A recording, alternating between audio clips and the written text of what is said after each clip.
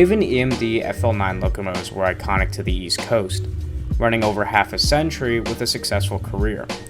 They went through many famous companies including Amtrak, and even out of the 60 that were built, only 6 of them have been known to have been scrapped. So after this somewhat intriguing intro to hook you guys in, let's dive in deep to the New Haven EMD FL9's.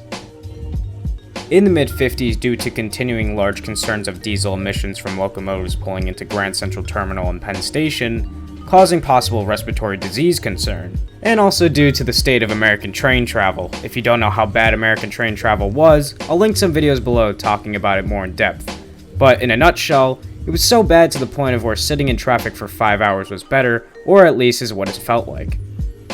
Companies that use those stations and the Northeast Corridor overall need an upgrade due to their aging equipment, especially the New Haven line, as the idea brought up to electrify all lines sprawling through mainly Connecticut, Rhode Island, New York, and Massachusetts were never electrified due to financial problems, getting the New Haven close to bankruptcy even after they switched from steam to diesel power, and leading them to run on Alco DL109 and box cab electric locomotives.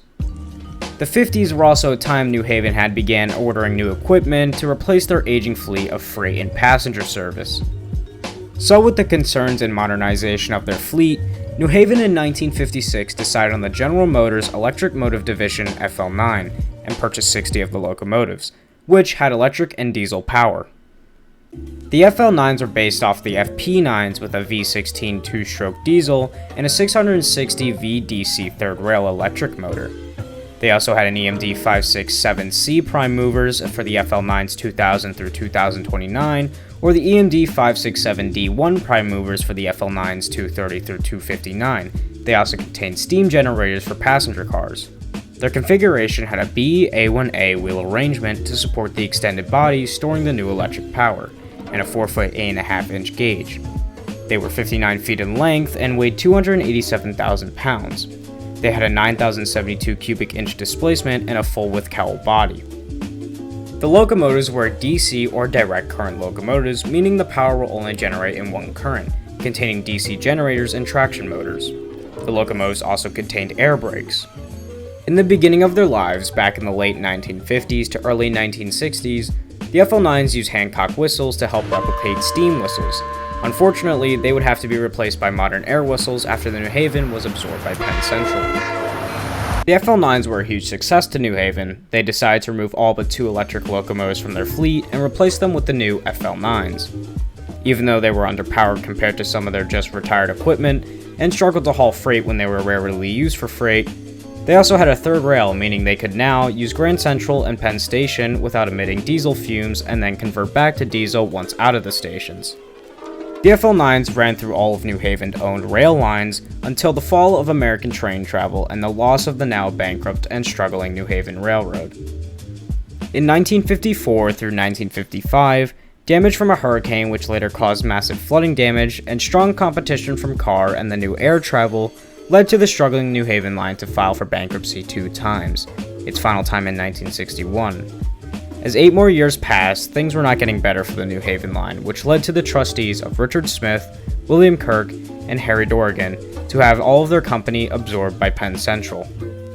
In the coming months, the 60 New Haven FL9s would be transferred to working on passenger service for the Penn Central, and their old New Haven logos were now repainted with the Penn Central's logo. Some of the FL9s even got their own Penn Central paint scheme.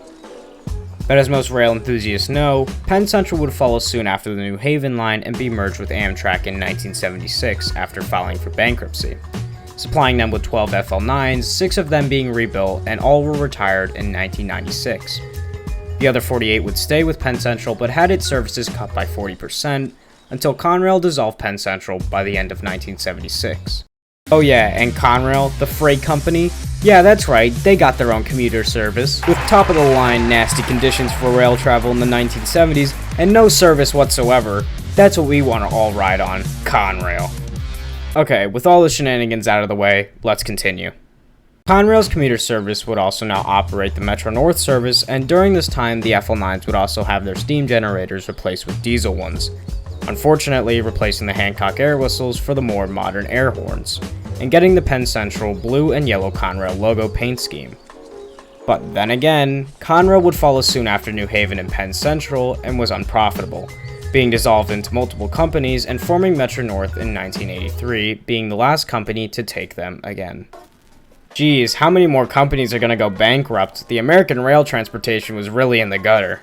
Anyways, once again, the FL9's would be repainted into 2 Metro-North schemes, and 10 of the units owned by the Connecticut Department of Transportation will be repainted back into their original New Haven paint schemes.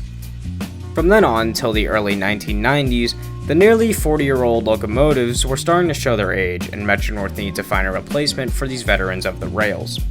The P32 AC-DM would take over the mainline commuter service, limiting the FL9's to shuttles until the extremely delayed arrival of the BL20GHs, which would finally put the FL9's into retirement. After 53 years of service, the FL9's were retired in 2009 for very good reasons, as by this point they had lost all of their third rail power. But back in October of 2005, there was an excursion trip for the FL9's made possible by ConnDOT, MTA, and the Housatonic Railroad, called Farewell to the FL9's, that ran from Stanford to Cannon CT and back. In 1993, Amtrak retired their FL9's. They sold all 12 to the Morristown and Erie Railroad, and later 2 would be sold to the Maine Eastern, and now are on the Winnebago Railroad Museum, still in operating condition. Sadly, the other 10 would be scrapped. Quebec, Canada also has 1 operating FL9 on the Oxford Express. As for MTA in 2009, after the FL9's were retired, ConnDOT sold 6 for sale, MTA sold another 7 locomotives, all of them either going to smaller railroads or museums. For the rest of them, it is likely unknown if they've been scrapped or are being stored in MTA's rail yards. But on screen now, I will show you the locomotives that have been sold and repurposed. For having a successful 53 years and going through 5 companies, the EMD FL9's shall always be remembered as the icons of the New Haven line for decades to come.